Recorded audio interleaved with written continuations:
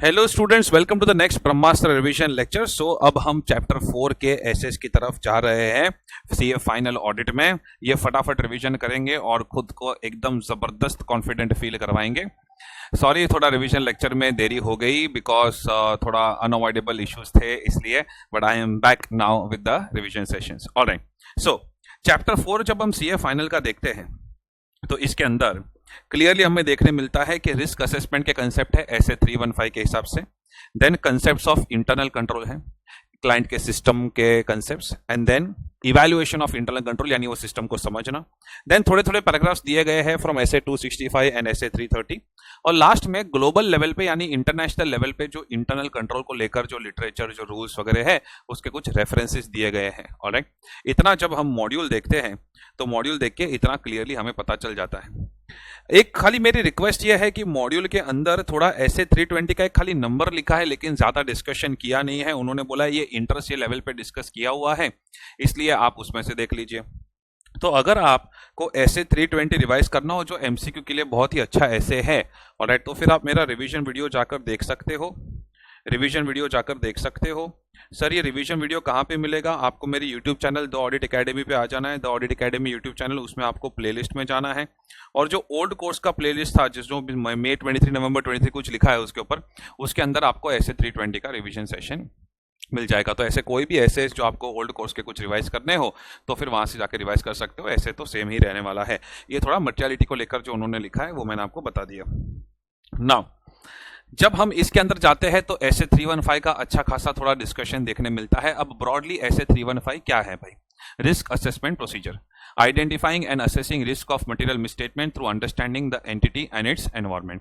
यानी कि एंटिटी के बिजनेस को समझो, उसके सिस्टम को समझो, उसके कंट्रोल को समझो, and try to find out कि फाइनेंशियल स्टेटमेंट्स के अंदर कहां पे कितनी एरर हो सकती है, कितनी गड़बड़ हो सकती है, कितना फ्रॉड हो सकता है। लेट मी टेल यू, जब हम रिस्क असेसमेंट की बात करते तो हम कोई चीज को चेक नहीं करते। तो चेक, वेदर, इंस्पेक्शन, ऐसे सब वर्ड को अवॉइड करने का। हम लोग obtain sufficient and appropriate audit evidence ये सब काम नहीं कर रहे, वेरीफाई वगैरह नहीं कर रहे। We are just trying to understand and evaluate कि क्लाइंट का बिजनेस क्या है, उनकी सिस्टम्स क्या है और फाइनेंशियल स्टेटमेंट्स में कहां कहां पे गड़बड़ हो सकती है। ऑलराइट, ये जो risk of material misstatement, alright, यानी chances of error and fraud, ये रिस्क ऑफ मटेरियल मिसस्टेटमेंट दो लेवल पे देखने मिलता है हमें। जैसे कि अगर क्लाइंट जो है वो फाइनेंस रेस करने वाला है, या क्लाइंट की इंटीग्रिटी पे डाउट है, या कंपिटेंस पे डाउट है, देन इन दैट केस हमें शायद डाउट होगा कि पूरे के पूरे फाइनेंशियल स्टेटमेंट्स मैनिपुलेटेड हो सकते हैं। तो इसको हम कहते हैं risk of material misstatement at overall FS level. And जो क्लाइंट में समझो, अगर आपको लगा कि खाली इन्वेंट्री के एरिया में सिस्टम थोड़ा वीक है तो इन्वेंट्री में मिस अप्रोप्रिएशन का चांस हो सकता है, इसको कहते हैं risk of material misstatement at assertion level. इतनी थोड़ी बेसिक चीज आपको पता होनी चाहिए। अब मैं ये ऐसे के अंदर आपको आगे लेके जाता हूं। तो अभी अभी जो मैंने आपको बताया उसको टेक्निकली हम कहते हैं risk assessment procedure. Alright, obtain an understanding of the entity and its environment, evaluate accounting system and related internal controls to identify and assess risk of material misstatement, what can go wrong, how much can go wrong at overall FS level and at assertion level. फिर जब हम module के अंदर अंदर जाते हैं, पूरा ऐसे 315 एकदम डिटेल में प्रिंट नहीं किया है लेकिन कंसेप्ट ऑफ ऑडिट रिस्क को बहुत अच्छे से समझाया हुआ है उन्होंने। एंड उसके ऊपर से मुझे एक्सपेक्टेड है कि क्वेश्चन भी होंगे बिकॉज न्यू सिलेबस मॉड्यूल के अंदर भी उसके क्वेश्चन देखने मिल रहे हैं, ये वाली मॉड्यूल के अंदर भी उसके क्वेश्चन देखने मिल रहे हैं। इसलिए आपका समझ लेना जरूरी है कंसेप्ट ऑफ ऑडिट रिस्क। देखो भाई, ऑडिट रिस्क का मतलब क्या होता है? ऑडिटर को डर किस चीज का होता है? ऑडिटर को डर होता है कि कहीं उसका ओपिनियन गलत ना चला जाए। Risk of expressing an inappropriate audit opinion. पर अब मेरी बात जरा ध्यान से सुनना। एक पॉसिबिलिटी होती है कि आपको लग रहा है कि फाइनेंशियल स्टेटमेंट सही है लेकिन एक्चुअली फाइनेंशियल स्टेटमेंट्स में गड़बड़ है। ये पॉसिबिलिटी को लेकर हमें सबसे ज्यादा डर होता है। दूसरा जो पॉसिबिलिटी होता है कि आपको लग रहा है कि फाइनेंशियल स्टेटमेंट्स में गड़बड़ है लेकिन एक्चुअली फाइनेंशियल स्टेटमेंट सही है। ये पॉसिबिलिटी के बारे में सोचना ही पाप है। बिकॉज ऐसे कैसे होगा कि हमको लग रहा है गड़बड़ है और एक्चुअली सही है? करेक्ट, तो मिली कहां से गड़बड़ जब सब कुछ सही था? तो एंड अगर समझो, अगर ऐसा गलत कंक्लूजन आप बनाते भी हो तो भी मैनेजमेंट क्या होगा, एकदम डिटेल में जस्टिफाई करेगा। तो सेकंड वाली पॉसिबिलिटी का डिस्कशन नहीं होता है कंसेप्ट ऑफ ऑडिट रिस्क में। इसलिए कंसेप्ट ऑफ ऑडिट रिस्क में we say risk of expressing an inappropriate opinion, यहां तक फुल स्टॉप करने का, आगे देखने का। When financial statements are materially misstated, one more time पूरा बोलो, risk of expressing inappropriate opinion when financial statements are materially misstated, यानी फाइनेंशियल स्टेटमेंट्स के अंदर एक्चुअली गड़बड़ है लेकिन आपको मिली नहीं है। ऑलराइट, तो ये चीज का ध्यान रखना है। One more time, risk of expressing inappropriate opinion when financial statements are materially misstated. अब ऑडिट रिस्क को अच्छे से समझने के लिए ये सारा डिस्कशन आपके दिमाग में होना जरूरी है। इसके लिए प्रैक्टिकली समझना भी जरूरी है। ये समझ लो, ये है आपका फाइनल डेस्टिनेशन। फाइनल डेस्टिनेशन क्या है? Risk of expressing inappropriate opinion when financial statements are materially misstated. यानी एक्चुअली फाइनेंशियल स्टेटमेंट्स में गड़बड़ है लेकिन आपको मिली नहीं, तो आपने इनअप्रोप्रिएट ओपिनियन एक्सप्रेस कर दिया। यहां तक पहुंचता कैसे है, मतलब ये रिस्क आता कैसे है?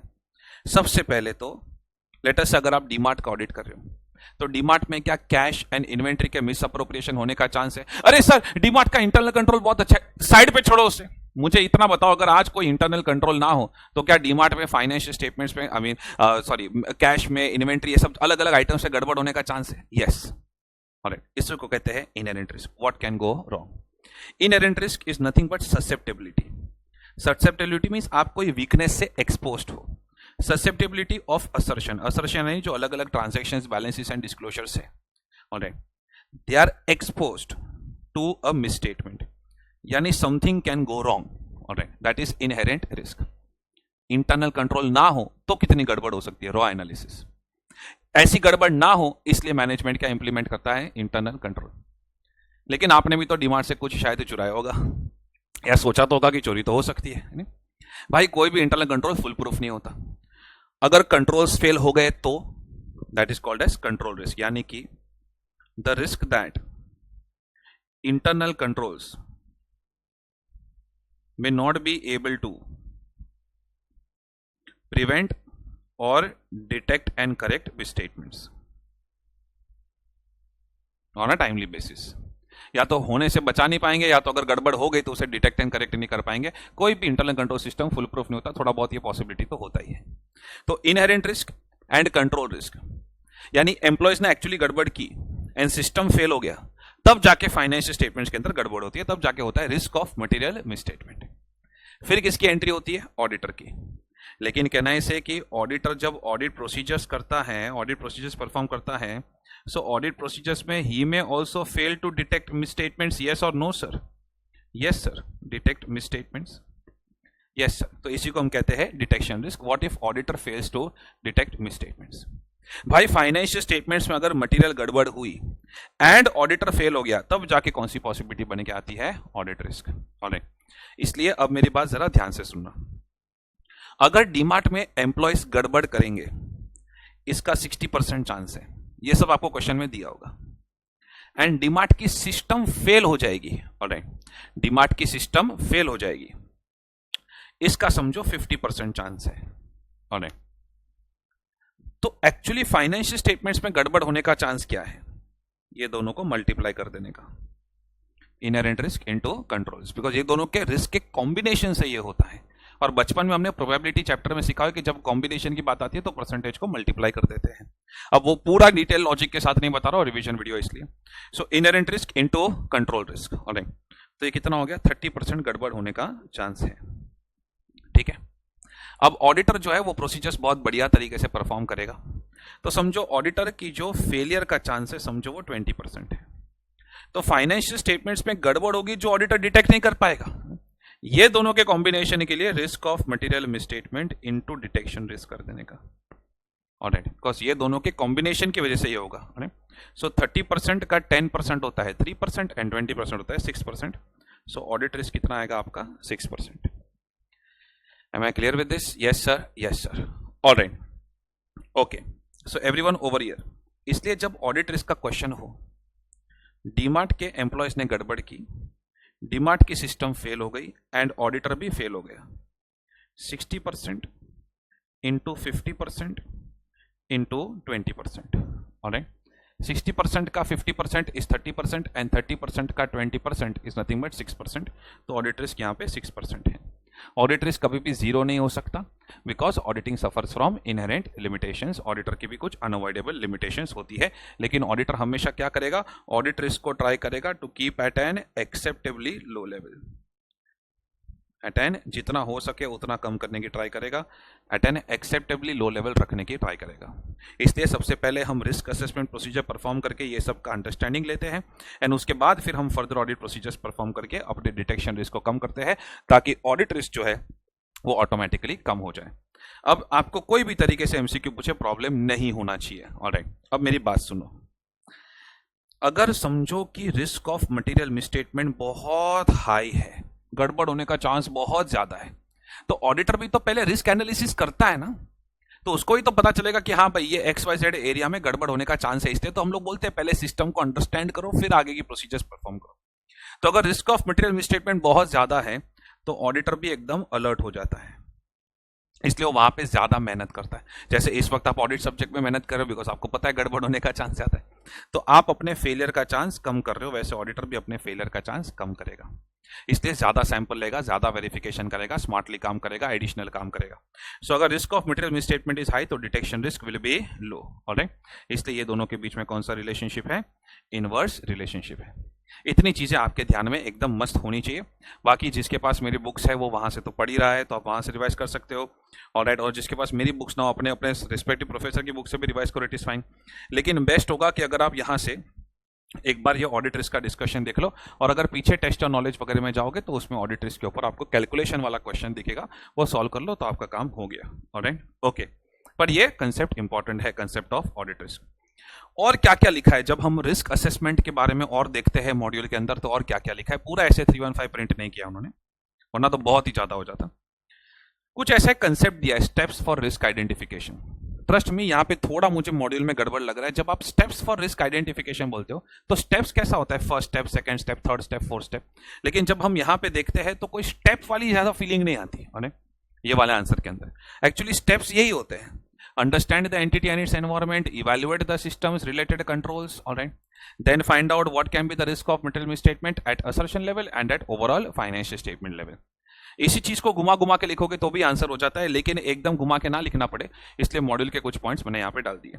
देखो कि रिस्क कितना बड़ा है, देखो उसके होने के चांसेस कितने ज्यादा हैं, ऑलराइट, देखो सिग्निफिकेंट रिस्क वाले एरियाज इसके अंदर कितने ज्यादा है, ऑलराइट, देन जो भी असर्शंस के ऊपर असर आ रहा है उसको डॉक्यूमेंट कर लो, जहां जहां पे इफेक्ट आ रहा है उसे डॉक्यूमेंट कर लो, मैनेजमेंट की इंक्वायरी करके उसके रिस्पॉन्स को डॉक्यूमेंट कर लो। इसमें से 2-3 याद रख लोगे तो भी it is fine, not a big problem. Alright, yes sir, okay. अब मेरी बात जरा ध्यान से सुनो। रिस्क बेस्ड ऑडिट अप्रोच, ऐसा वाला क्वेश्चन भी बहुत रिपीटेड बेसिस पे आएगा और इन्होंने यहाँ पे डाला हुआ भी है ये रिस्क बेस्ड ऑडिट अप्रोच वाला पूरा point. What is risk based audit approach? ओ भाई साहब, मैं स्टार्टिंग से बता रहा हूं, एक काम करो, मेरे ऐसे बेसिक्स कोई भी लेक्चर से जाके रिवाइज कर लो, मेरी ऐप डाउनलोड करके कोई भी डेमो लेक्चर देखना रहेगा, उसमें पहले 2-3 लेक्चर ऐसे बेसिक्स के होते हैं तो आपको मिल जाएंगे उसके अंदर। तो रिस्क बेस्ड ऑडिट अप्रोच का मतलब क्या होता है कि सबसे पहले मैं रिस्क को फाइंड आउट करता हूं, उसके हिसाब से मैं आगे की प्रोसीजर्स परफॉर्म करता हूं। तो ऐसे 315 risk assessment, alright, and then ऐसे 330 फर्दर ऑडिट प्रोसीजर्स। एक बार टेस्ट फर्दर ऑडिट प्रोसीजर नहीं, आपका test of control, test of detail, ये सब एक बार ये सब हो गया, उसके बाद I am going to go to the reporting stage. तो अगर आपको कोई भी क्वेश्चन कितना भी टेक्निकल है, केस स्टडी बेस्ड, लेकिन अगर उसमें risk based audit approach in शब्दों का यूज किया गया है, देन इन दैट केस आपको 3 फेजेस समझाने हैं। सबसे पहले ऑडिटर करता है रिस्क असेसमेंट, देन करता है रिस्क का रिस्पॉन्स, एंड देन करता है रिपोर्टिंग। रिस्क असेसमेंट का पॉइंट अगर आप यहां से लिख लो तो भी चलेगा। सर यहां पे कुछ कुछ पॉइंट्स दिए हैं, देखो ना, मैंने वही बोला, copy risk assessment procedures over here. Sir ये क्या दिया है? Client acceptance and continuous. ये मैंने क्वालिटी कंट्रोल वाले स्टैंडर्ड में पढ़ा है कि जब भी आप क्लाइंट को एक्सेप्ट करना हो या वही क्लाइंट के साथ कंटिन्यू करने वाले हो, देन इन दैट केस कुछ आपको क्लाइंट का इंटीग्रिटी वगैरह का एनालिसिस करना पड़ता है। पर वो नहीं आए तो भी खाली रिस्क असेसमेंट प्रोसीजर कॉपी कर लोगे यहाँ पे तो भी चलेगा। रिस्क का रिस्पॉन्स यानी फर्दर ऑडिट प्रोसीजर, यानी test of controls, test of details, alright, analytical procedure, ratios, comparison, trend analysis, ये सब रिस्क का response, alright, and then reporting. जो भी कंक्लूजन्स मिला उसके बेसिस पे हम रिपोर्ट करेंगे, we will form an opinion and express that opinion. तो यही तो पूरा ऑडिट होता है जिसको लोग रिस्क बेस्ड ऑडिट अप्रोच ऐसा बोलते हैं। स्टार्टिंग में थोड़ा मीनिंग समझाने देने का कि जो हाई रिस्क एरियाज है वहां पे हमको ज्यादा रिसोर्सेज डेडिकेट करना है, ज्यादा प्रोसीजर्स डेडिकेट करनी है। Am I clear with this? Yes sir, yes sir, yes sir, alright. जब मैं मॉड्यूल को देखता हूं तो उन्होंने इतना एक्सप्लेन किया है, फिर स्ट्रेट अवे वो लोग ने अलग अलग कंसेप्ट्स ऑफ इंटरनल कंट्रोल को डिस्कशन करना शुरू कर दिया है। लेकिन मुझे 1-2 चीजें ऐड करनी है भाई साहब। एक बहुत ही इंपॉर्टेंट कंसेप्ट है, concept of significant risk. Alright, ये मैं ऐसा नहीं अब से बोल रहा हूं, मैंने ऑडिट रिपोर्ट वाले लेक्चर, ये लेक्चर अलग अलग मेरे रिवीजन लेक्चर में कंसेप्ट आता ही रहता है, पर ये रिस्क असेसमेंट का ऐसे चल रहा है इसलिए क्लियरली बोल देता हूं। हमेशा ध्यान रखना 6 एरियाज ऐसे हैं जो एकदम सिग्निफिकेंट रिस्क वाले एरियाज है, और मेरा कोड वर्ड है fraud, Oscar. Alright, risk of fraud, O for outside the normal course of business, कुछ अनयूजुअल ट्रांजेक्शंस। S फॉर जहां पे सब्जेक्टिविटी बहुत ज्यादा हाई होती है। C फॉर कॉम्प्लेक्सिटी जब हाई होती है। A फॉर नए नए अकाउंटिंग डेवलपमेंट्स, अकाउंटिंग के developments on it. And R for related party transactions. Okay, तो ये जो 6 एरियाज है वो सिग्निफिकेंट रिस्क एरियाज होते हैं। सर ये सिग्निफिकेंट रिस्क वाले एरियाज का आपने ऐसा अलग से हमको क्यों बताया? इसको special audit areas, consideration areas भी बोलते हैं, सिग्निफिकेंट रिस्क एरियाज भी बोलते हैं। सर ये अलग से जानना इसलिए जरूरी बिकॉज ये जो एरियाज है वो आगे जाके आपकी की ऑडिट मैटर्स बन सकती है, बिकॉज ये सिग्निफिकेंट रिस्क वाले एरियाज है और की ऑडिट मैटर्स में भी मैटर्स ऑफ अटमोस्ट सिग्निफिकेंस आता है। देन ये वाले जो 6 एरियाज है याद करो, मैंने पहले के रिवीजन लेक्चर में भी बोला है कि SA 610 using the work of internal auditor, significant risk वाले एरियाज पे हम इंटरनल ऑडिटर का डायरेक्ट असिस्टेंस नहीं ले सकते। ऑलराइट, तो ये फ्रॉड ऑस्कार हमेशा कहीं ना कहीं आपको काम आते रहता है, ये 2 जगह पे तो खास करके काम आता है, इसलिए मैंने सिर्फ उसका एक टचअप रिवीजन कर दिया। फिर मैं आपको बोल रहा हूं ना, जब हम मॉड्यूल देखते हैं तो पहले पूरा रिस्क असेसमेंट का डिस्कशन है, थोड़े पेजेस तक रिस्क असेसमेंट का डिस्कशन चलता है। Alright, risk based audit approach वगैरह अगर आप ये सब देखोगे। ओके, उसके बाद जब हम आगे बढ़ जाते हैं तो ये 1-2 टेस्ट और अंडरस्टैंडिंग के क्वेश्चन है, इसे प्लीज सॉल्व कर लेना। एंड इसके बाद फिर इंटरनल कंट्रोल की तरफ डिस्कशन बढ़ जाता है। और ये चैप्टर बच्चे बहुत ज़्यादा ऑप्शन में छोड़ते हैं, पूरा चैप्टर, इसलिए मैंने इसको एकदम कंप्रेस तरीके से डाला हुआ है। और जितना एटलीस्ट मैं यहाँ पे बता रहा हूँ उतना तो कर ही लो, ताकि आपका रिस्क बहुत कम हो जाए। ऑलराइट, ओके, ठीक है, हम आगे बढ़ रहे हैं। Concepts of internal control. Internal control सबको पता है, मैनेजमेंट ये सिस्टम सेटअप करता है to prevent and detect fraud and error, ताकि उनके ऑपरेशंस बहुत ही स्मूथ तरीके से चले बिना कोई गड़बड़ के। ऐसी कोई भी सिस्टम जो उन्होंने सेट की होती है, it comes under internal control system.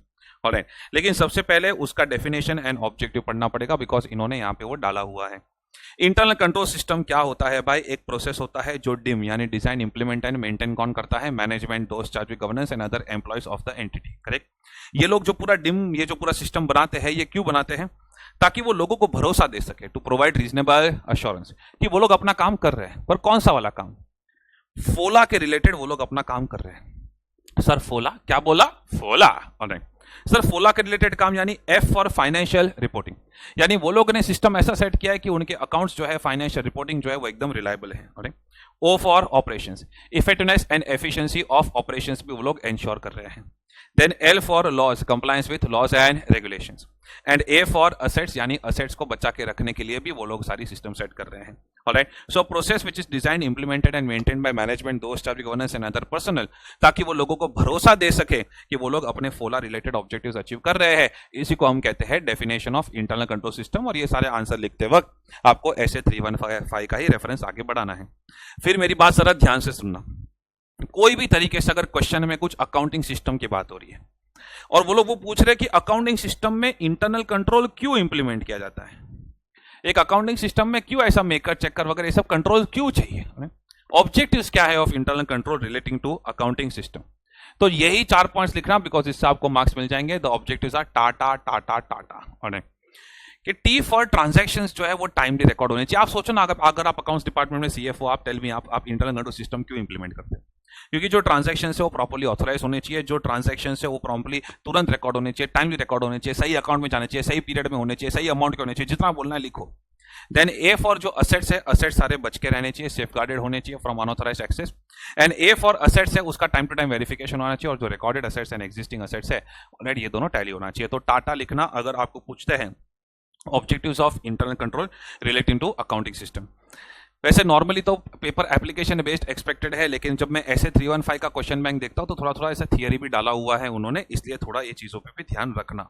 Alright, then कोई भी इंटरनल कंट्रोल सिस्टम उठा लो, 100% फुल प्रूफ तो नहीं हो सकता, बिकॉज इंटरनल कंट्रोल की भी अपनी खुद की कुछ ना कुछ लिमिटेशंस तो होती ही है। और क्या क्या लिमिटेशन होती है, थोड़ा कॉमन सेंस से भी देखो तो ह्यूमन एरर तो हमेशा रहेगा ही रहेगा। फिर कितना भी आप ट्राई करो, 2 लोगों के बीच में सेटिंग हो गया तो collusion, secret understanding between 2 parties. Alright, then cost related problems, ऐसे 2-3 तो बच्चे कॉमन सेंस से लिख सकते हैं, पर मैंने कोडवर्ड दे दिया है हुक्का। Alright, so human potential for human error, you for unusual जो ट्रांजैक्शन है नॉर्मली उसके लिए अपने को इंटरनल कंट्रोल सिस्टम देखने नहीं मिलता है। इंटरनल कंट्रोल सिस्टम तो जो यूजुअल रेगुलर रिकरिंग ट्रांजैक्शन होते हैं उनके लिए होता है। देन जो कॉस्ट है, कॉस्ट की वजह से काफी बार मैनेजमेंट एडिक्वेट रिसोर्सेज नहीं लगाता है, जिसकी वजह से इंटरनल कंट्रोल सिस्टम के अंदर लिमिटेशन रह जाती है। ठीक है, कल्यूशन यानी secret understanding between two parties, कितना भी तुम अकाउंटेंट कैशियर ये सबको अलग अलग कर लो, लेकिन अगर दोनों ने हाथ मिला लिया तो फिर क्या करोगे। Okay, and then abuse, senior authority जो है वो अपने पावर का अब्यूज करके जूनियर एम्प्लॉयज के पास एरर्स करवा सकते हैं, फ्रॉड करवा सकते हैं। ऑलराइट, तो ये लिमिटेशंस है ऑफ इंटरनल कंट्रोल। और भी लिमिटेशंस लिख सकते हो, इतनी लाइंस अगर लिख दोगे तो उनको मजा आ जाएगा, डायरेक्ट मॉड्यूल के साथ टैली हो जाएगा। ऑलराइट, अब सुनो, उन्होंने ऐसा कुछ तो दिया कि कंट्रोल इंटरनल कंट्रोल सिस्टम जब सेटअप होता है तो कुछ पॉलिसीज एंड प्रोसीजर्स बनानी पड़ती है, बराबर। ये पॉलिसीज एंड प्रोसीजर्स ब्रॉडली क्या कवर करती है? देखो, हम लोग ना एक अकाउंटिंग सिस्टम के इंटरनल कंट्रोल की बात कर रहे हैं, वरना तो अगर आप देखो तो एयर इंडिया में फ्लाइट उड़ाने का भी कंट्रोल होता है, करेक्ट? पर ये ऑडिट सब्जेक्ट चल रहा है तो हम लोग अकाउंटिंग एंगल से चीजों को लिखते हैं। तो कंट्रोल की जो पॉलिसीज एंड प्रोसीजर्स होती है वो ब्रॉडली क्या क्या कवर करनी चाहिए? अरे भाई साहब, ये टाटा, ये फोला, ये सभी तो कवर करनी चाहिए, और क्या कवर करनी चाहिए? बस look at this, policies and procedures में हम लोग खास करके क्या करते हैं, सेग्रीगेशन ऑफ ड्यूटीज रखते हैं कि जो ऑथराइज कर रहा है, जो अकाउंटिंग संभाल रहा है, जो असेट संभाल रहा है, ये सब अलग अलग लोग होने चाहिए। ऑलराइट, ट्रांजैक्शन का ऑथराइजेशन रखते हैं। जन मेहनत करते हैं कि भाई जितने भी रिकॉर्ड्स एंड डॉक्यूमेंट्स हो इंश्योर करते हैं कि वो एडिक्वेट मेंटेन होने चाहिए। ऑलराइट, देन असेट्स को बचा के रखने, उसकी अकाउंटेबिलिटी के लिए पॉलिसीज प्रोसीजर्स बनाते हैं। एंड देन हम लोग ये इंश्योर करते हैं कि कोई ना कोई तरीके से work of one person independently कोई दूसरा पर्सन चेक करते हैं। तो कंट्रोल पॉलिसीज एंड प्रोसीजर्स में ये चैप्टर तो भाई साई की याद दिला देता है, तो साई। ऑलराइट, ओके, या तो सेग्रीगेट आई। ओके, तो ट्राई करना थोड़ा ऐसे याद रखने का कि कंट्रोल पॉलिसीज एंड प्रोसीजर्स का स्कोप क्या होता है, कंट्रोल पॉलिसीज एंड प्रोसीजर्स क्या कवर करती है। ओके, इसके बाद फिर जब हम आगे जाते हैं तो जबरदस्त डिस्कशन आता है on components of internal control. Alright, जैसे ये हाथ, ये पैर, जैसे ये मेरे ह्यूमन बॉडी के कंपोनेंट्स हैं। ऑलराइट, पेट का एग्जांपल ले लिया, बताने जैसा कंपोनेंट नहीं है। ऑलराइट, हाथ पैर कर लिया। ओके, तो ये मेरे ह्यूमन बॉडी के कंपोनेंट्स हैं। वैसे अगर आप कोई इंटरनल कंट्रोल सिस्टम देखो तो कितने पार्ट से बनता है, कितने कंपोनेंट से बनता है, तो वहां से डिस्कशन आता है कंपोनेंट्स ऑफ इंटरनल कंट्रोल ऐसे करके। Am I clear with this? Yes sir, yes sir. अब सुनो, ये ना, इसमें ना आप एक मैनेजमेंट की तरह सोचो तो थोड़ा मजा आता है पढ़ाई करने में। ऐसे अगर आप मैनेजमेंट हो तो पहले आप माहौल तो बनाओ। अगर आप ही चोर की जैसा एक्ट करोगे तो एम्प्लॉयज तो ऑब्वियसली चोर की जैसा एक्ट करेंगे। आपके अंदर वो स्ट्रिक्टेंस होनी चाहिए, वो एनवायरमेंट होना चाहिए, वो ह्यूमन रिसोर्स की तरफ वो ध्यान रखना चाहिए आपको, तब जाके माहौल बनता है। माहौल बनाइए दोस्तों, माहौल बनाइए। Control environment, culture setup by management and दोस्त चार्ज विद गवर्नेंस। देन क्या एंटिटी बैठ के कभी खुद का दिमाग लगा के सोचता है कि नहीं सोचता है, ये कहां पे एरर हो सकता है, कहां पे फ्रॉड हो सकता है? तो entities risk assessment process. Yes sir. Then एक बार सोच लिया मैंने, यहां पे फ्रॉड हो सकता है, यहां पे एरर हो सकता है, ये हो सकता है, हो सकता है, उसके हिसाब से पूरा अकाउंटिंग सिस्टम बनाना पड़ता है, पूरा इंफॉर्मेशन का फ्लो सेट करना पड़ता है। ऑलराइट, इन्फॉर्मेशन जैसे अगर मेरे एडमिशंस भी अगर जो एग्जीक्यूटिव है वो कैश पे लेंगे तो काफी सारी गड़बड़ हो सकती है, ऐसा नहीं, फ्रॉड एरर भी तो हो सकता है। तो फिर आप ऐप से लो, वेबसाइट से लो, ऐसा करके एक इन्फॉर्मेशन का फ्लो तो बनाना पड़ेगा ना। Information system including financial reporting processes. Then ये पूरे सिस्टम में गड़बड़ ना हो इसलिए अलग अलग लेवल पे कंट्रोल्स इंप्लीमेंट करने पड़ते हैं, तो उसको हम कहेंगे कंट्रोल एक्टिविटीज। ऐसी ऐसी टेक्निक जिसके थ्रू कंट्रोल इंप्लीमेंट किया जाता है। ध्यान रखना, ये पूरा कंपोनेंट्स का जो पढ़ा रहा हूं ध्यान से लॉजिकली पढ़ो, बिकॉज इसके अंदर केस स्टडी बेस्ड क्वेश्चन है न्यू सिलेबस मॉड्यूल के। देन अगर मैं मैनेजमेंट हूं तो ये पूरा का पूरा सिस्टम जो मैं सेट कर रहा हूं ऑब्वियसली मुझे उसको मॉनिटर भी तो करना है, तो आपका कोड वर्ड बन गया क्रिक monitor when it comes to components of internal control. C for control environment, R for risk assessment process of the entity, I for information system including financial reporting processes, C for control activities and then monitoring. हो, am I clear with this? Yes. अब सुनो मेरी बात जरा ध्यान से, एक एक को पकड़ो। कंट्रोल एनवायरमेंट यानी मैनेजमेंट एंड डीसीडब्ल्यू जो कल्चर बना था, कौन सा कल्चर? Culture of honesty ethical practices. बोलो, culture of honesty ethical practices वगैरह। अब ये कंट्रोल एनवायरमेंट भी कितनी चीजों से बनता है, तो ऑब्वियसली एक एक को बहुत ज्यादा लॉजिकली नहीं बताऊंगा बिकॉज इसमें आपके जो वर्ड्स लिखते हो ज्यादा मायने रखता है rather than the logic. Alright, so जितने भी कंट्रोल, अगर माहौल बनाना है आपको एक अच्छा सा, तो वो कितनी चीजों से बनता है? सर मैं बताता हूं आपको माहौल कितनी चीजों से। देखो मैं आपके वाले माहौल की बात नहीं कर रहा हूं, कंट्रोल एनवायरमेंट की बात कर रहा हूं, जो ऑनेस्ट कल्चर वो लोग सेट करते हैं। ये देखो, ये कोड वर्ड है बेटा, human philosophy is to commit, communicate, participate and organise. ये खाली मेमोरी कोड है। ह्यूमन से याद आना चाहिए, human resource policies and procedures. 2 line का फेंक देने का थोड़ा, कि ह्यूमन रिसोर्सेज को लेकर अच्छी सी पॉलिसीज एंड प्रोसीजर्स होनी चाहिए, बिकॉज अगर हम ह्यूमन रिसोर्स का ध्यान रखेंगे तो ऑब्वियसली वो हमारा वापस ध्यान रखेंगे। ओके, देन फिलोसॉफी, मैनेजमेंट की जो फिलोसॉफी एंड ऑपरेटिंग स्टाइल है वो ऐसी होनी चाहिए जहां पे वो कमिटमेंट दिखाए कि एथिकल प्रैक्टिसेस यहाँ पे फॉलो होनी चाहिए। ऑलराइट, देन कमिट, ये देखो कमिटमेंट टू कॉम्पिटेंस, कमिटमेंट दिखाना पड़ेगा कॉम्पिटेंस की तरफ, एम्प्लॉयज को भी बताना पड़ेगा कि ये तुम्हारे required level of skill and job है, अगर ये नहीं करोगे तो नहीं चलेगा। देन कम्युनिकेट, एथिकल वैल्यूज ना सिर्फ कम्युनिकेट करनी है पर उसको एनफोर्स भी करवानी है और अपनी पॉलिसीज प्रोसीजर्स के अंदर वो दिखना चाहिए ethical values. Participate, participation by those charged with governance, सबको पता है कि those charged with governance, board of directors, audit committee, ये मैनेजमेंट के भी ऊपर होता है। तो जब वो लोग खुद पार्टिसिपेट करते हैं प्रोसेसेस वगैरह के अंदर तो एम्प्लॉयज ऑब्वियसली उन्हें सीरियसली लेते हैं because of their independent status and because of their experience, alright, because of their authority. Then आपका ऑर्गेनाइजेशनल स्ट्रक्चर जो है, पूरा जो टास्क आपने डिवाइड किया है, हु रिपोर्ट्स टू हुम वगैरह, सब ये सब एकदम क्लियर होना चाहिए एंड रिस्पॉन्सिबिलिटी से डिवाइड करना चाहिए, कोई भी कंफ्यूजन नहीं होना चाहिए। अगर आपने ऑर्गेनाइजेशनल स्ट्रक्चर अच्छे से डिफाइन किया है with clarity in the responsibilities, then obviously environment अच्छा बनेगा। ऑलराइट, तो ये इतनी चीजों से, human philosophies to commit, communicate, participate, organise, इतनी चीजों से एक कंट्रोल एनवायरमेंट बनता है। तो आपको वर्क कल्चर, ऑनेस्टी, इंटीग्रिटी का कल्चर कल्चर कल्चर, इसके ऊपर अगर आपको कोई भी क्वेश्चन आता है तो समझ जाना कि वो कंट्रोल एनवायरमेंट की तरफ जा रहा है। Am I clear with this? Yes sir, yes sir, yes sir. खाली माहौल बना के क्या बनेगा, क्या होगा? मैनेजमेंट को खुद बैठ के सोचना पड़ेगा कि यहां पे कहां पे एरर, फ्रॉड वगैरह हो सकते हैं। इसी को हम कहते हैं एंटिटीज रिस्क असेसमेंट प्रोसेस। यानी entity should identify and respond to the risk of material misstatement. देखना पड़ेगा कि क्या एंटिटी बैठ के फाइंड आउट करता है कि नहीं करता है कि कौन से बिजनेस रिस्क है जिसकी वजह से अकाउंट्स पे गड़बड़ हो सकती है। फॉर एग्जाम्पल, अगर मैंने सारे कैश में एडमिशंस कर दिए तो काफी सारे बिजनेस रिस्क हो सकते हैं एंड ऑब्वियसली अकाउंट्स में भी गड़बड़ हो सकती है, जीएसटी को लेकर, कैलकुलेशन को लेकर, अकाउंटिंग को लेकर। देन कितना बड़ा रिस्क है? ये बहुत बड़ा रिस्क है। कितनी बार हो सकता है? अरे भाई साहब, ये तो रोज रोज हो सकता है। असेसिंग द लाइक्लीहुड, एक काम करता हूं, सारे ऑनलाइन एडमिशन ही रखता हूं। Deciding about actions to address those risk. अब कुछ बच्चे क्या करते हैं, कोड वर्ड के चक्कर में जहां पे मैंने बोला होता है सीक्वेंस इंपॉर्टेंट है उधर भी गड़बड़ कर देते। जैसे कुछ बच्चे इसका कोड वर्ड बनाते हैं आइडिया, IDEA, गलत है। D, deciding about actions last में आना चाहिए। तो कोड वर्ड बनाना है तो भी यहाँ पे सीक्वेंस आपको मेंटेन करके रखना पड़ेगा। Alright, I am repeating it again. ये पूरा एक रेसिपी जैसा है, step by step. First identify the business risk relevant to financial reporting, then estimate the significance, assess the likelihood, कितनी बार हो सकता है। Alright, and then deciding about the action. Yes sir, yes sir. ये है entity का risk assessment process. Then हम लोग जब देखते हैं कि मॉड्यूल में और क्या दिया है, टेल मी, कोई भी धंधे में, कोई भी बिजनेस में रिस्क आते कहां से? सो रिस्क कैन अराइज और change due to the following. या तो ऑपरेटिंग एनवायरमेंट में कुछ चेंजेस हो गया, तो नए लोग आ गए, या तो नई टेक्नोलॉजी आ गए, तो नए प्रोडक्ट्स आ गए, नए प्लेयर्स आ गए। और कितना कुछ हो सकता है ना। तो बस ऐसे आपको लॉ में चेंजेस, ऐसा आपको 2-3 चीजें बतानी है। जैसे मैं अकाउंट्स के साथ अगर लिंक करके दिखाऊं, तो अगर आप एक्सपांशन स्ट्रेटेजी पे है तो रैपिड ग्रोथ एक्सपांशन की वजह से कंपनी रैपिड बोरोइंग भी कर सकती है। रैपिड बोरोइंग में डेट सर्विस रेशियो बिगड़ सकता है एंड अगर बहुत ज्यादा स्ट्रेस आ गया बैलेंस शीट पे तो कंपनी ने अगर डिफॉल्ट किया तो गोइंग कंसर्न तक बातें भी जा सकती है। करेक्ट? तो ऐसे बिजनेस रिस्क जो फाइनेंशियल रिपोर्टिंग तक असर ला सकते हैं। पर आपको नॉर्मली धंधे में क्या क्या रिस्क हो सकते हैं उसके हिसाब से देखना है। ये दोनों क्वेश्चन काफी क्लियर है और ये तो काफी बार एग्जाम में आया भी हुआ है ओल्ड कोर्स में। Alright, now everyone over here. चलो भाई, पहले एंटिटी ने माहौल बना लिया, कंट्रोल एनवायरनमेंट। फिर एंटिटी ने बैठ के सोच लिया कि कहां कहां पे क्या क्या गड़बड़ हो सकती है। अब एक फ्लो ऑफ इंफॉर्मेशन सिस्टम भी तो बनाना पड़ेगा, एक पूरे सिस्टम का फ्लो भी तो बनाना पड़ेगा। सो ये रहा information system including financial reporting process. ओ भाई साहब, ये जो अकाउंटिंग का सिस्टम होता है ना, उसका सिर्फ एक टेक्निकल इंग्लिश वर्ड है। Information system including related business processes relevant to financial reporting.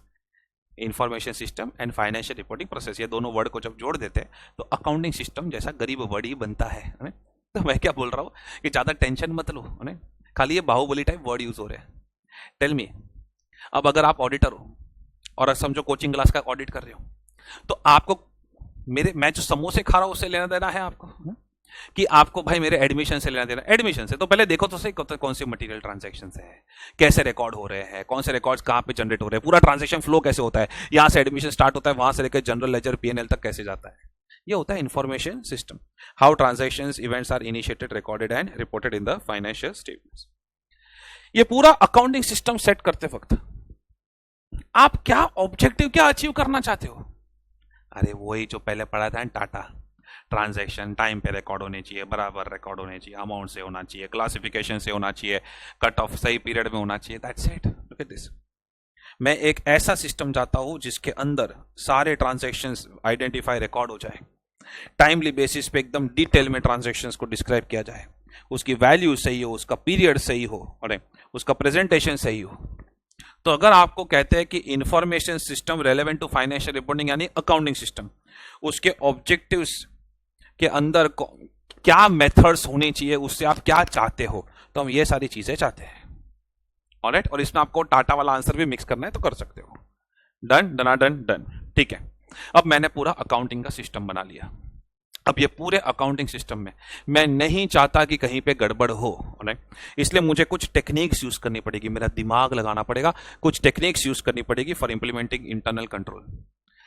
And tell me, ये कौन सी टेक्निक मैनेजमेंट नॉर्मली यूज करता है? कोई भी एंटिटी के अंदर चले जाओ, सबसे बढ़िया कौन सी टेक्निक देखने मिलती है आपको? Segregation of duties, where work perform by one person is automatically checked by another person, ऐसी देखने को मिलती है। तो ये हो गई है कंट्रोल एक्टिविटी बेटा। अब मेरी बात ध्यान से सुनना, यहां पे मैंने कोड वर्ड बना के दिया है, control activities that may be relevant to an audit may be categorized as policies and procedures that pertain to the following. Correct, ये कोड वर्ड जरा ध्यान से, अगर आप एकदम देशभक्त हो पुलिस वाले तो आईपीएस परफॉर्म्स, एंड अगर खाली फाइनेंस से लेना देना है तो एसआईपी परफॉर्म्स। ओके, अब सुनो, I for information processing. Management जो है वो क्या करेगा, पूरी इंफॉर्मेशन प्रोसेसिंग पे मैन्युअल एंड ऑटोमेटेड कंट्रोल रख देगा। जैसे ये डेटा वैलिडेशन फॉर्म है, ये आपको इस तरीके से एक्सेस करना है, और सो इंफॉर्मेशन प्रोसेसिंग, एप्लीकेशन के ऊपर कंट्रोल्स, जनरल आईटी कंट्रोल्स, ये तो अपने डिजिटल ऑडिट वाले चैप्टर में बहुत होते हैं।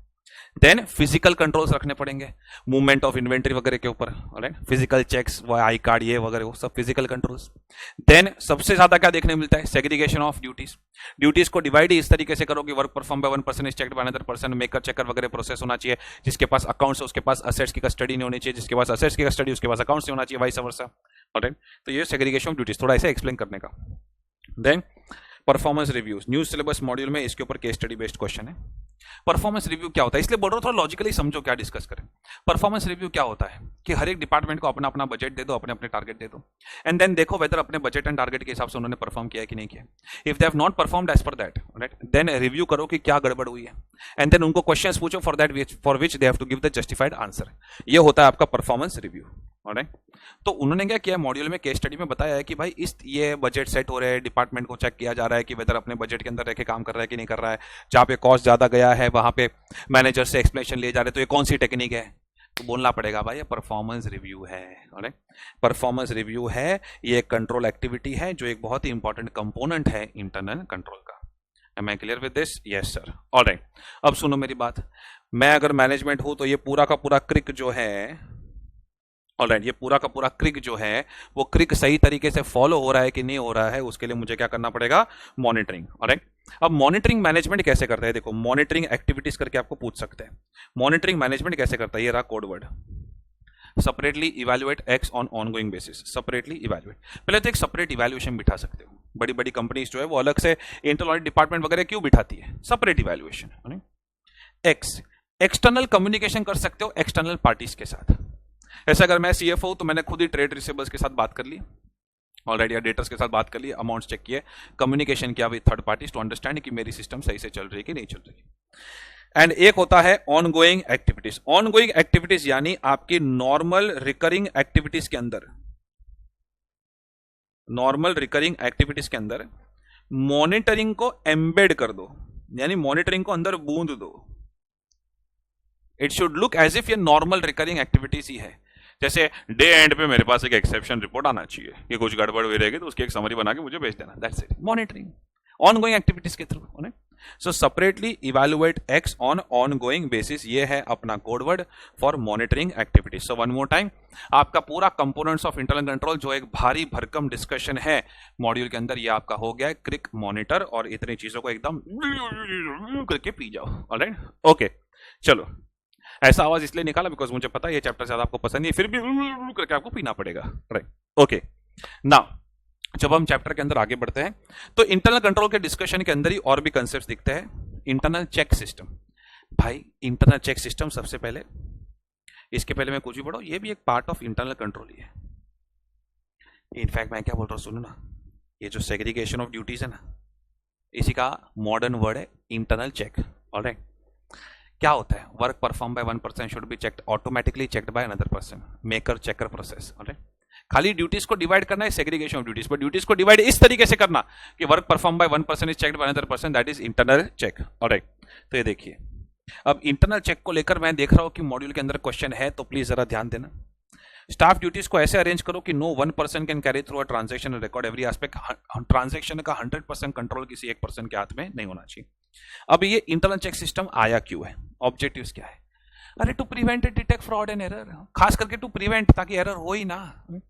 अब यही चीज को लो खींच खींच के देखो, to to to to to करके 6-7 पॉइंट लिखेंगे, तो to to to to to to to to to, अब टू टू टू करके 2-3 चीज याद रखो तो भी चलेगा। To detect error and fraud, to avoid error and fraud, to increase the efficiency of the staff, ताकि एक ही बंदा अगर एक ही काम करेगा और दूसरा बंदा चेक करेगा तो स्टाफ की एफिशिएंसी भी इंक्रीज हो जाती है, रिसोर्सेज वगैरह भी फटाफट एकदम ऑप्टिमल तरीके से काम करते हैं, बिकॉज उनको एक्सपर्टीज आ जाती है। ऑलराइट, तो ऐसे 3-4 पॉइंट याद रखो, दैट्स इट, उसमें ज्यादा टाइम देने की जरूरत नहीं है। लेकिन अगर एक अच्छा इंटरनल चेक सिस्टम बिठाना चाहते हो, एक एफिशिएंट इंटरनल चेक सिस्टम अगर बिठाना चाहते हो जिसमें कम रिसोर्सेज के थ्रू भी अच्छे से काम हो सके, alright, then in that case रैट्स से मिलना बहुत ज्यादा जरूरी है। ऑलराइट सर, रैट्स एक तो सबको ना अपने अपने रोल्स रिस्पॉन्सिबिलिटीज का कंप्लीट क्लैरिटी होना चाहिए। There should be no confusion, no overlapping वगैरह, इसको 2 लाइन में एक्सप्लेन किया, बहुत हो गया। देन टाइम टू टाइम चीजों का अप्रेजल, अप्रेजल यानी क्या होता है बेटा? क्रिटिकल इवैल्यूएशन होना चाहिए। अप्रेजल यानी टाइम टू टाइम क्या होना चाहिए? क्रिटिकल इवैल्यूएशन होना चाहिए चीजों का। Alright, then division of duties, duties को डिवाइड इस तरीके से करो कि किसी एक पर्सन के पास कोई भी पूरा 100% कंट्रोल ना रह जाए। एंड देन सारी चीजों को स्टैंडर्डाइज कर दो through documents, PDFs, manuals and stuff. Alright, ताकि ह्यूमन जजमेंट का जो डिस्क्रिप्शन यानी मेरी मर्जी जो एम्प्लॉयज चलाते वो एलिमेंट निकल जाए। ऑलराइट, तो रैट्स लिखने का अगर आपको क्वेश्चन आएगा कि एक efficient system of internal check अगर किसके ऊपर डिपेंड करता है। Alright, then everyone over here, जो सबसे फेवरेट उनका दिख रहा है, ग्रैंड ओल्ड कोर्स से चला रहा है till the new course, alright, वो है ये वाला point, general conditions pertaining to internal check system है। यानी कि आपकी जो पूरी इंटरनल चेक सिस्टम अगर आपको बिठानी है तो कितनी मिनिमम रिक्वायरमेंट्स है, जनरल कंडीशंस क्या होनी चाहिए, तब जाके इंटरनल चेक सिस्टम बैठता है। Alright, so everyone over here, किसी एक पर्सन के पास कंप्लीट कंट्रोल नहीं होना चाहिए। टाइम टू टाइम स्टाफ को रोटेट करते रहिए ड्यूटीज को। ऑलराइट, देन एक मैंडेटरी लीव पे भेजे ताकि जब वो लीव पे जाएगा तो कोई दूसरा उसका काम चेक कर लेगा। मैकेनिकल डिवाइसेस रखो ताकि कोई मिस अप्रोप्रिएशन ना हो। फाइनेंस एंड एडमिन पावर को डिस्ट्रीब्यूट करो। अब इसमें से कोई भी 4 अगर आप याद रख लोगे तो भी चलेगा। आई थिंक फर्स्ट 4 काफी अच्छे हैं और अच्छे से याद भी रह जाते हैं। Am I clear with this? Yes sir, yes sir, yes sir. आज पता चला मैंडेटरी लीव पे एमएनसीज में क्यों भेजते हैं, वर्क लाइफ बैलेंस के लिए नहीं, इंटरनल चेक सिस्टम के लिए। थक मत जाना, शायद दिसंबर 21 वाले ऐसे थक गए होंगे जब मैं उनको पढ़ा रहा था और ये क्वेश्चन उधर दिख गया था स्टैंडर्ड ऑपरेटिंग प्रोसीजर्स को लेकर। ऑलराइट, तो भाई साहब ये चैप्टर में थोड़ा पेशेंस रखना पड़ता है, फटाफट फटाफट अभी इससे ज्यादा फटाफट मत जाओ, ये इतनी चीजें तो कवर करो एटलीस्ट।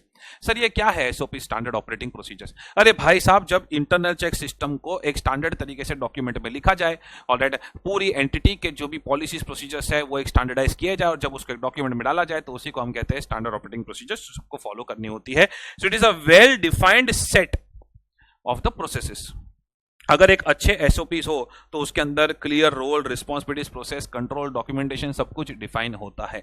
ऑलराइट, तो लोग क्या कहते हैं कि एक अच्छी एसओपी जो होती है उसके एलिमेंट्स क्या होते हैं? एक अच्छी एसओपी किससे बनती है? एलिमेंट्स ऑफ गुड एसओपी, या एसओपी के अंदर कितनी चीजें कंसिडर होनी चाहिए, कितनी चीजें एड्रेस होनी चाहिए। तो उसका यहां पे आपके पास कोड वर्ड है देसी जॉब। देखो भाई साहब, पहले तो सेग्रीगेशन ऑफ जॉब रिस्पॉन्सिबिलिटीज तो क्लियर होना ही चाहिए। Alright, segregation of duties and job rotation, ये 2 चीज तो हम समझ ही गए कि तब जाके एक अच्छी एसओपी बनेगी। लेकिन सबसे बेस्ट चीज होती है एक अच्छी एसओपी बनाने के लिए एंटरप्राइज रिस्क मैनेजमेंट। जैसे कि अभी मेरे यहाँ पे भी एडमिशन का पर्सन है, प्रिंटिंग का पर्सन है, स्टूडेंट एग्जीक्यूटिव है, तो ये सबको एक दूसरे के साथ कनेक्ट करना पड़ता है, तो इसको कहते हैं enterprise risk management. Overall entity level पे सारी एक्टिविटीज को इंटीग्रेट करना ताकि रिस्क कम हो जाए, that is enterprise risk management. And then बड़ी बड़ी कंपनीज में क्लियरली डिफाइन होना चाहिए delegation of financial powers. Alright, कि फाइनेंशियल पावर्स को किस तरीके से दिया जाएगा, आगे अथॉरिटी को हम देंगे, ग्रांट करेंगे, ताकि एम्प्लॉयज जो है उनको पता चले कि मैक्सिमम कितना कितना खर्चा कर सकते हैं और उसका रिइंबर्समेंट ले सकते हैं। डेलीगेशन ऑफ फाइनेंशियल पावर्स का डॉक्यूमेंट क्लियर होना चाहिए। तो ये आपका हो गया देसी जॉब कि एसओपी को कितनी मैटर्स एड्रेस करनी है। अब आप आप काम कर सकते हो, वीडियो को पॉज कर सकते हो, यहाँ तक जो आपने पढ़ाई की एक बार रिवाइज करो and then my recommendation is कि आगे जाइए। ऑलराइट, तो जब हम देखते हैं कंसेप्ट्स ऑफ इंटरनल कंट्रोल, काफी अच्छे खासे कंसेप्ट्स उन्होंने कवर किए हैं। और ये देखना, ये जो मॉड्यूल है वो यहाँ से लेके, मैं आपको खाली एक पेज नंबर क्या स्क्रॉल कर देता हूँ ताकि पता चले कि आपको कितना कंटेंट सर ने कवर किया है। ऑलराइट, यहाँ पे है टेस्ट और अंडरस्टैंडिंग के बीच बीच में क्वेश्चन कर लेने का, वो मस्त मजा आ जाएगा आपको कि भाई यही सर ने अभी कंसेप्ट पढ़ाया, वही कंसेप्ट है इधर। ऑलराइट, अगर आप मेरे स्टूडेंट्स हो न्यू सिलेबस में जिन्होंने बुक्स ली है, ऑलराइट, और न्यू सिलेबस में जिन्होंने एनरोल किया है, तो उनके पास तो ऑलरेडी क्वेश्चन बैंक में ये टेस्ट और अंडरस्टैंडिंग वगैरह भी है, so not a problem at all. अच्छा, तो यहाँ पे फिर हम देखते हैं कि मॉड्यूल में इधर तक पहुंच जाते हैं। Alright, 37 pages of the module cover हो गया अभी तक। एंड उसके बाद फिर शुरू हो जाता है techniques of evaluation of internal control. Sir ये क्या है सर, ये techniques of evaluation of internal control? देखिए, अगर आप ऑडिटर हो तो ऑब्वियसली आप क्लाइंट की सिस्टम को अंडरस्टैंड करना चाहते हो, राइट? तो जब आप क्लाइंट की सिस्टम को अंडरस्टैंड करना चाहते हो, उसको इवैल्यूएट करना चाहते हो, then in that case, alright, आपको कौन सी मेथड्स यूज करनी चाहिए, कौन सी मेथड्स का सहारा ले सकते हो आप? Review of internal control system and procedures, techniques of evaluation of internal control, कौन सी मेथड्स का सहारा ले सकते हो जब आपको एक रिव्यू करना है, सिर्फ एक अंडरस्टैंड करना है, थोड़ा बहुत इवैल्यूएट करना है सिस्टम को। ऑलराइट, तो यहाँ पे 4 टेक्निक्स है, वैसे तो मॉड्यूल में ये 3 ही है, पर इंटर में एक और है, तो चारों की 4 पढ़ा देता हूँ। कभी कभी ये होता है कि हम इंटरनल कंट्रोल सिस्टम को देखते हैं, समझते हैं और एक पैराग्राफ फॉर्म में उसके बारे में लिख देते हैं, उसे कहते हैं हम नरेटिव रिकॉर्ड, जिसका नरेटिव रिकॉर्ड के लिए इंपॉर्टेंट वर्ड है कि description of the internal control. ये स्मॉल एंटिटीज के लिए सुटेबल होता है। इसका सबसे बड़ा डिसएडवांटेज ये है, ऑलराइट, कि थोड़ा डिफिकल्ट है टू अंडरस्टैंड, इसलिए आपको भी तो पैराग्राफ फॉर्म पसंद नहीं आता है ज्यादा। ऑलराइट, और ये स्मॉल एंटिटीज के लिए सुटेबल है, लार्ज कॉम्प्लेक्स ऑडिट्स के लिए सुटेबल नहीं है। और जो 3 मेथड्स है उसमें सबसे इजी मेथड है फ्लो चार्ट। ऑलराइट, बिकॉज वो बच्चे को फटाफट समझ में आ जाता है। प्रोडक्शन डिपार्टमेंट स्टॉक डिपार्टमेंट को भेजेगा स्टॉक है कि नहीं, येस नो, फिर स्टॉक डिपार्टमेंट स्टॉक रहेगा तो आगे जाए भेज देगा प्रोडक्शन डिपार्टमेंट को, वरना फिर आगे परचेस डिपार्टमेंट को रिक्वेस्ट करेगा, हाँ हाँ सर बस करो सांस लो, अरे मैं आज एकदम शंकर महादेवन के मूड में हूँ, एकदम जबरदस्त ब्रेथलेस जाने के मूड में। बोल के ब्रेथ ले लिया। ग्राफिक प्रेजेंटेशन है भाई each part of company system of internal control का।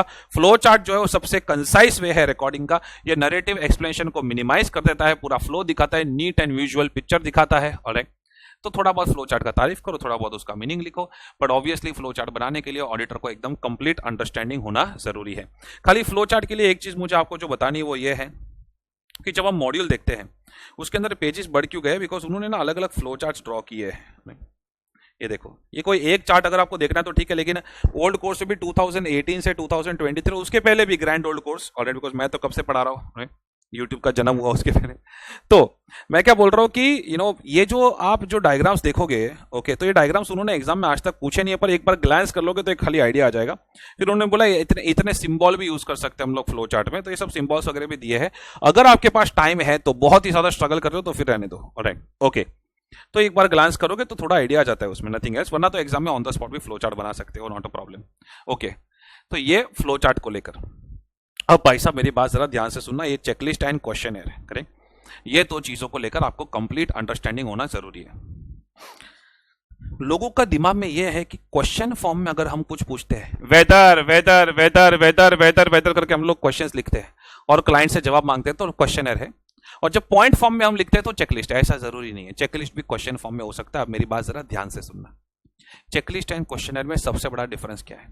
क्वेश्चनर में एक ही ब्रॉड एरिया को लेकर small small small small number of questions रहते हैं। जैसे परचेस ऑर्डर प्रोसेसिंग पे मैं आपको 100 क्वेश्चन पूछ सकता हूं, यह है क्वेश्चनर। ऑलराइट, चेकलिस्ट में सिर्फ मेन पॉइंट्स कवर होते हैं। अब वो पॉइंट फॉर्म में भी हो सकते हैं, क्वेश्चन फॉर्म में भी हो सकते हैं। अगर मैं आपको बोलूं whether purchase order processing process is appropriately working defined और नॉट, तो ये चेकलिस्ट है, ये क्वेश्चनर नहीं है। बस क्वेश्चनर के अंदर तो परचेस ऑर्डर प्रोसेस में परचेस ऑर्डर बनता कैसे वहां से लेके लास्ट तक एक एक चीज के ऊपर क्वेश्चन होगा। Are you getting my point? Yes sir. दूसरा, तो ये सबसे बड़ा डिफरेंस जो पहला बताया। दूसरा, चेकलिस्ट जो होता है वो इंटरनली ऑडिट टीम के पर्पस के लिए होता है, वेरेस क्वेश्चनर जो होता है वो क्लाइंट को सेंड किया जाता है, रिटर्न फॉर्म में इंक्वायरी होती है, सेंड किया जाता है, क्लाइंट उसको फिल करके हमको वापस देता है। That is the second difference between checklist and questionnaire. Alright, तो ये दो डिफरेंस कभी दिमाग से नहीं जाने देने हैं। Checklist series of instructions which audit team should follow and उसके बाद वो टिक कर देते हैं। क्वेश्चनर में सीरीज ऑफ क्वेश्चंस होते हैं। मोस्ट वाइडली यूज टेक्निक होती है, क्वेश्चंस ऐसे होते हैं कि वो हर एक स्टेज को कवर कर लेते हैं। क्वेश्चनर में आंसर जो येस नो नॉट एप्लीकेबल के फॉर्म में होते हैं।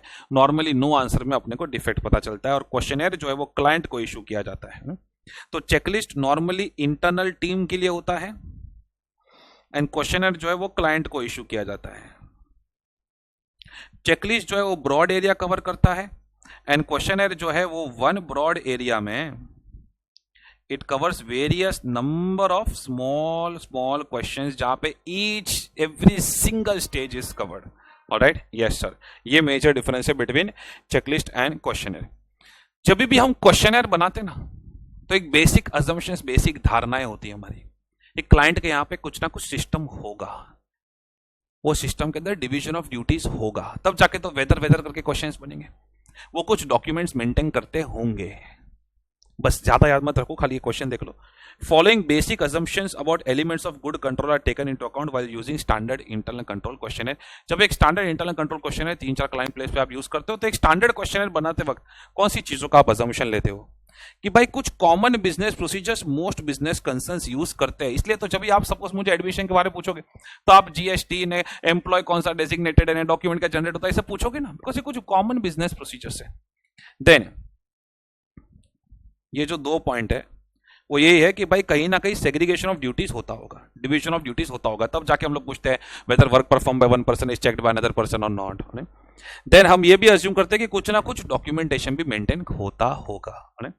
तो एक तो कॉमन प्रोसीजर्स जो सब जगह पे कॉमन जनरली यूज प्रोसीजर्स का अजम्पशन कि भाई कुछ कुछ प्रोसीजर्स सब जगह पे कॉमन होती है। Alright, then segregation of duties का अजम्पशन एंड डॉक्यूमेंटेशन का अजम्पशन। इतने अजम्पशन तब लेते हैं तब जाके एक स्टैंडर्ड इंटरनल कंट्रोल क्वेश्चनर आप बना सकते हो।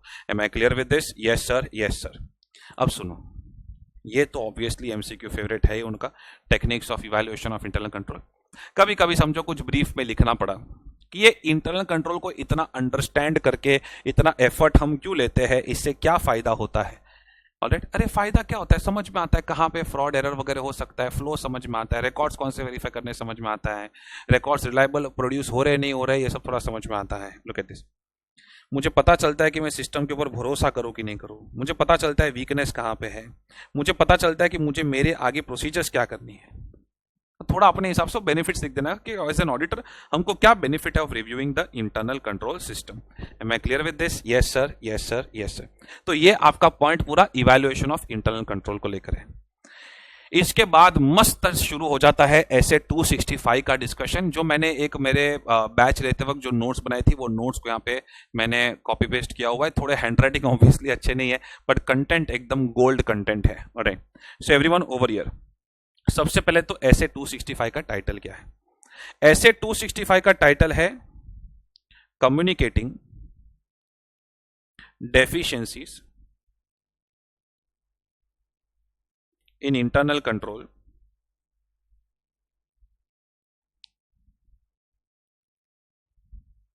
with management and those charged with governance। Communicating deficiencies in internal control with management and those charge with governance, ये टाइटल है ऐसे 265 का। मतलब टाइटल देख के समझ में आ जाता है कि इंटरनल कंट्रोल के अंदर अगर कुछ डेफिशिएंसीज है तो वो हम कम्युनिकेट करना चाहेंगे with management and those charge with governance. अब मैनेजमेंट को कौन सी डेफिशिएंसी कम्युनिकेट करते हैं, दोस चार्ज विद गवर्नेंस को कौन सी डेफिशिएंसी कम्युनिकेट करते हैं, इसके बारे में डिस्कशन है। अब जरा ध्यान से देखना, ऑडिट करते वक्त पूरा चार्ट क्या है, मेन रिक्वायरमेंट क्या है। ऑडिट करते वक्त अगर कोई डेफिशिएंसी मिली इंटरनल कंट्रोल के अंदर तो देखना पड़ेगा वेदर वो सिग्निफिकेंट बड़ी डेफिशिएंसी है कि नहीं है। अगर बड़ी डेफिशिएंसी है, सिग्निफिकेंट डेफिशिएंसी है, देन इन दैट केस दोस्त चार्ज विद गवर्नेंस के साथ कम्युनिकेट किया जाएगा एंड सीईओ सीएफओ लेवल पे कम्युनिकेट किया जाएगा, यानी TCWG and appropriate level of management, यानी सीईओ सीएफओ अगर सिग्निफिकेंट डेफिशिएंसी है। लेकिन हम जो समझो सीईओ सीएफओ वगैरह खुद ही इन्वॉल्व है तो फिर सिर्फ टीसीडब्ल्यूजी को कम्युनिकेट करेंगे। ऑलराइट, देन अगर समझो अदर देन सिग्निफिकेंट डेफिशिएंसी है, अदर डेफिशिएंसी है, देन इन दैट केस समझो कि कुछ रीइंबर्समेंट को लेकर कुछ प्रॉब्लम हुआ है, तो भाई एचआर मैनेजर को बोलना सीईओ सीएफओ को लेकर कहां जाके जा रहा है, कहां इतनी बड़ी डेफिशिएंसी है, छोटे छोटे रीइंबर्समेंट में कुछ सिस्टम में गड़बड़ है तो कहां इतनी बड़ी डेफिशिएंसी है। एचआर मैनेजर को बोल के बात खत्म कर देना सो एचआर मैनेजर के पास में गया, मैं बोला एचआर मैनेजर ये देखो ना, ये डेफिशिएंसी है इंटरनल कंट्रोल में, ये रीइंबर्समेंट को लेकर। एचआर मैनेजर मुझे लाफा मार दिया। एचआर लोग हमेशा मुझे लाफा मारते हैं, बहुत लाफा मारते हैं, मेरी वाइफ भी एचआर लाफा मार देती। तो मैं एचआर मैनेजर के पास गया, मैं बोला भाई ये डेफिशिएंसी इंटरनल कंट्रोल में, ये रीइंबर्समेंट प्रोसेस को लेकर। तो फिर उन्होंने बोला कि लाफा क्यों मारा, कि भाई हमको इंटरनल ऑडिटर ने ऑलरेडी बता दिया है ये, तो तू आके क्यों हमारा टाइम पास कर रहा है। मैं बोला सॉरी सॉरी सॉरी। तो अपने को ना अगर अदर डेफिशिएंसी है ध्यान से देखना पड़ेगा, is it communicated by other persons, yes तो रहने दो, फिर आपको कम्युनिकेट नहीं करना है। एक मिनट, सिग्निफिकेंट डेफिशिएंसी रहेगा तो ये सब नहीं बोल रहा हूं, अदर देन सिग्निफिकेंट। अगर कम्युनिकेट नहीं किया दूसरे किसी ने, देन इन दैट केस मैं कम्युनिकेट करूंगा, बट जो अप्रोप्रिएट लेवल ऑफ मैनेजमेंट है वहां तक, सीईओ सीएफओ ने जो ऑपरेशनल मैनेजमेंट है with primary responsibility of that area, उसको कम्युनिकेट कर दूंगा। Am I clear with this? Yes. ये चार्ट तो पहले भूलो मत, ओके, इतना बेसिक चार्ट है ऐसे 265 का।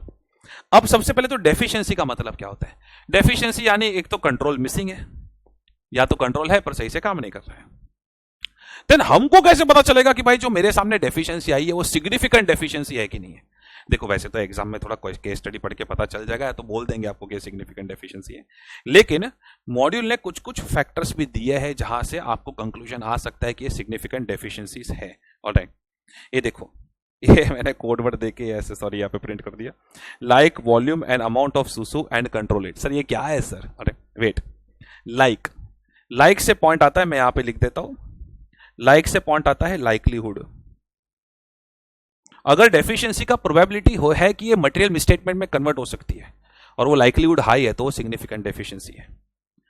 अगर समझो कोई बहुत वॉल्यूम ऑफ एक्टिविटी देखना पड़ेगा, बहुत बड़े वॉल्यूम ऑफ एक्टिविटी के रिलेटेड डेफिशिएंसी, जैसे बैंक ऑडिट में इंटरेस्ट कैलकुलेशन के सिस्टम में गड़बड़ है, तो बहुत बड़े वॉल्यूम से अटैच्ड है, तो सिग्निफिकेंट डेफिशिएंसी है। देन अमाउंट एक्सपोज देखना पड़ेगा, अगर डीमार्ट में कैश मेंटेनेंस के ऊपर डेफिशिएंसी है तो बहुत ही ज्यादा significant deficiency, because amount expose बहुत ज्यादा है। देन सू फॉर सब्जेक्टिविटी, अगर समझो सब्जेक्टिविटी बहुत ज्यादा हाई है, जैसे प्रोविजन की एंट्रीज वगैरह होती है, जैसे रिलायंस में estimation of oil and gas reserves, ये सारे सिस्टम को लेकर डेफिशिएंसी है, तो फिर वो बहुत ही ज्यादा सिग्निफिकेंट डेफिशिएंसी है। देन देखना पड़ेगा ससेप्टिबिलिटी टू फ्रॉड, यानी कि जो भी आइटम है वो कितना एक्सपोज्ड है to fraud, exposed to fraud, susceptibility. जैसे अगर कैश में डेफिशिएंसी और प्लांट एंड मशीनरी में, तो कैश वाला का ज्यादा टेंशन होता है, बिकॉज उसमें फ्रॉड होने का चांस बहुत ज्यादा हाई हो जाता है। एंड देन कौन सा कंट्रोल इन्वॉल्व, ये भी देखना पड़ेगा, क्या वो कंट्रोल फाइनेंशियल स्टेटमेंट के रिलेटेड है। क्या बात कर रहे हो सर, फाइनेंशियल स्टेटमेंट के रिलेटेड कंट्रोल? हाँ, जैसे कंट्रोल्स ओवर जर्नल एंट्रीज वगैरह, अगर इसी में डेफिशिएंसी है तो बहुत ही ज्यादा सिग्निफिकेंट डेफिशिएंसी है। सो अगर ये सारे, इसमें से कोई भी चीज अगर आपको दिख जाती है, like volume and amount of सुसु एंड कंट्रोल इट, ऑलराइट, तो इसमें से अगर कोई चीजें दिख जाती है, then in obvious case that will be a significant deficiency. So ये सारे फैक्टर्स कंसीडर करने के बाद फिर हम डिसीजन लेते हैं। ऑलराइट, पर डोंट वरी, एग्जाम में क्वेश्चन वहां तक नहीं गया कि to find out whether it is significant deficiency और नॉट, उतना तो आपको वो लोग कुछ ना कुछ इंडिकेटर्स दे देंगे, इसलिए मैं थोड़े बहुत इंडिकेटर्स भी दिखे। इंडिकेटर्स ऑफ सिग्निफिकेंट डेफिशिएंसी, अरे अभी थोड़ी देर पहले कंपोनेंट्स ऑफ इंटरनल कंट्रोल नहीं पढ़ा था क्या, क्रिक मॉनिटर, अगर उसमें कुछ इनइफेक्टिव है, कुछ डेफिशिएंसी है या मिसिंग है, तो obviously it is a significant deficiency, उसके इंडिकेटर्स। ऑलराइट, तो ये 2-3 इंडिकेटर मैंने खाली यहाँ पे लिख दिए हैं। Am I clear with this? Yes sir, yes sir. Because सबसे पहला मुद्दा है कि डेफिशिएंसी है कि नहीं, दूसरा मुद्दा है सिग्निफिकेंट डेफिशिएंसी है कि नहीं है। एंड अगर सिग्निफिकेंट डेफिशिएंसी है तो हम मैनेजमेंट एंड टीसीडब्ल्यूजी के साथ कम्युनिकेट करते हैं। अब ये जो कम्युनिकेशन हम करते हैं, लेट मी टेल यू, ये कंपलसरी राइटिंग में आपको कम्युनिकेट करना होता है। सर अगर आपको ऐसे 260 वगैरह रिवाइज करना है तो आप मेरे ओल्ड कोर्स वीडियो से कर सकते हो, ये हम लोग 265 में, 260 में एक पॉइंट है कम्युनिकेटिंग मैटर्स विद दोस्त चार्ज गवर्नेंस, उसमें हम लोग सब कुछ राइटिंग में कम्युनिकेट नहीं करते हैं, लेकिन ये जो है 265, इसमें कंपलसरी राइटिंग में कम्युनिकेट करना है। और मैंने देखो यहां पे लिखा भी है कंटेंट्स ऑफ कम्युनिकेशन, इसके अंदर हमको बताना पड़ेगा to TCWG and CEO CFO unless they are involve, इनको बताना पड़ेगा कि क्या डेफिशिएंसी है, वो कितनी बड़ी है, इसके क्या इफेक्ट हो सकते हैं, और साथ में एक वार्निंग भी देना पड़ेगा कि don't expect too much from us. हम लोग एक स्टैट्यूटरी ऑडिटर है, हम फाइनेंशियल स्टेटमेंट्स ऑडिट करने आए, अलग से इंटरनल कंट्रोल ऑडिट करने के लिए नहीं आए। तो हमको फाइनेंशियल स्टेटमेंट्स ऑडिट करते वक्त जो डेफिशिएंसी मिली वही हमने कम्युनिकेट की है। Alright, so description of deficiency, potential effect of deficiency, why it is significant, clarification खास करके डालना पड़ेगा, reducing our responsibility that we are not responsible for internal control, ये तो हम कम्युनिकेट कर रहे हैं as a professional duty, otherwise we are not responsible for internal control. And then अगर आप डालना चाहो तो रिकमेंडेशंस फॉर इंप्रूवमेंट भी इसके अंदर इंक्लूड कर सकते हो। ऑलराइट, सो ये आपके हो गए contents of communication. MCQ type question इसमें आ सकता है टाइमिंग ऑफ कम्युनिकेशन में। Let me tell you, listed entities के केस में फाइनेंशियल स्टेटमेंट्स का साइनिंग हो जाए उसके पहले आपको कम्युनिकेशन खत्म कर देना पड़ेगा। ऑलराइट, लेकिन अनलिस्टेड एंटिटीज के केस में जबरदस्त पॉइंट है ये। अनलिस्टेड एंटिटीज के केस में आप असेंबली ऑफ ऑडिट फाइल होने तक रुक सकते हो, यानी उसके पहले कम्युनिकेशन खत्म कर दो। सर ये असेंबली ऑफ ऑडिट फाइल क्या होता है कि हम लोग जब रिपोर्ट साइन हो जाता है उसके बाद जो डॉक्यूमेंट्स जमा करके खाली उसको नीटली कंपाइल करते हैं, इसका टाइम लिमिट दिया हुआ है एसक्यूसी 1 में कि 60 days from the date of auditor's report assembly of audit file हो जाना चाहिए। तो मैक्सिमम इतने टाइम लिमिट के अंदर आपको कम्युनिकेशन कर देना है अबाउट सिग्निफिकेंट डेफिशिएंसीज। तो याद रखना, अनलिस्टेड एंटिटीज में रिपोर्ट साइन करने के पहले ही कम्युनिकेशन करना है, ऐसा कोई जरूरी नहीं है, लेकिन लिस्टेड एंटिटीज में that is compulsory. I hope I am clear with this. So that is your SA 265 का कंटेंट जो इन्होंने प्रिंट किया हुआ है। फिर जब हम आगे जाते हैं तो एसए 330 की थोड़ी सी एक झलक सी दी है। Alright, about auditor's responses to the assessed risk. देखो भाई, responses to the assessed risk यानी फर्दर ऑडिट प्रोसीजर्स, यानी कि जो हम लोग test of controls, test of details, already ये सब जो करते रहते हैं, टेस्टिंग पार्ट जो करते हैं, that is further audit procedures, वो एसए 330 के अंदर आता है। थोड़ा सा ही उन्होंने कवर किया बिकॉज बाकी इंटरेस्ट ये लेवल पे है। सो रिस्पॉन्सेज एट 2 लेवल। सर ये पहले तो ये पैराग्राफ काम गवाएगा, मेरी बात जरा ध्यान से सुनो। समझो कि कोई ऐसा आपको रिस्क दे रहे हैं जहां पे आपको पता चल रहा है कि पूरे के पूरे फाइनेंशियल स्टेटमेंट शायद मैनिपुलेटेड लग रहे हैं, ओवरऑल फाइनेंशियल स्टेटमेंट शायद मैनिपुलेटेड हो सकते हैं, तो ऐसा डाउट मिल गया, एविडेंस ऐसा नहीं है, for example company is raising finance वगैरह ऐसा कुछ आ गया है।